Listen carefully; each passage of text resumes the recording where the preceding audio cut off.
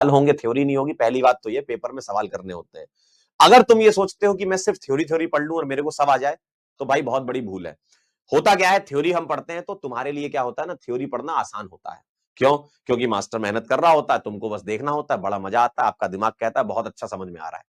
लेकिन जब सवाल डिस्कस होते हैं तो एफर्ट तुम्हारा लगता है, दिमाग तुम्हारा लगता है, और जैसे ही तुम्हारा 2% भी दिमाग लग गया, तो भाई साहब तुम्हारे दिमाग ने इशारा कर दिया, अरे यार मेरे साथ तो गलत हो रहा है ये, है ना? ऐसी होता है ना क्यों?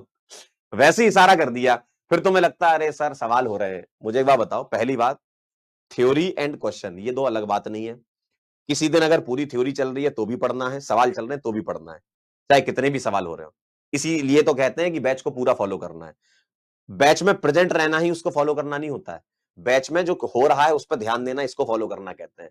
ये नहीं कि सर मैंने तो प्रयास की सारी क्लासें की थी लेकिन पता नहीं नंबर क्यों नहीं आ रहे मेरे, इसलिए नहीं आते हैं। समझे बात को? इसीलिए आपको जो समझाया जा रहा है, जो सिखाया जा रहा है, पहली बात तो ये आपको करके आने थे, होमवर्क थे ना ये आपको करने थे। मैं तो यहां इसलिए सॉल्व करा रहा हूं कि किसी बच्चों को डाउट हो तो वो सीख ले वहां से। समझ रहे हो बात को? तो जो चीजें आपने सॉल्व की होंगे, मान लो रफ में भी सॉल्व किए हो, आप उसको करेक्ट कर लो कि मेरे से यहां गलती हो गई है, यही तो करना है तुमको, है ना?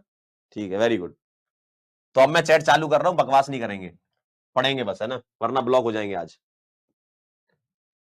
क्योंकि मेहनत तो तुम्हें करनी पड़ेगी। अगर ये सोचो कि नहीं हम कुछ ना करें और हमारा सिलेक्शन हो जाए, नहीं होता यार ऐसे। किसका सिलेक्शन होता है ऐसे बताओ? जो ये सोचे कि नहीं मैं तो बस क्लास आ जाऊं, हो जाए मेरा काम। दिमाग तो लगाना पड़ेगा ना, क्लास में भी आपको समझना पड़ेगा क्या हो रहा है, आंसर निकालने पड़ेंगे, ऐसे थोड़ी हवा में सिलेक्शन होने लगे। तो देखिए जरा, इस अल्कीन पे मैंने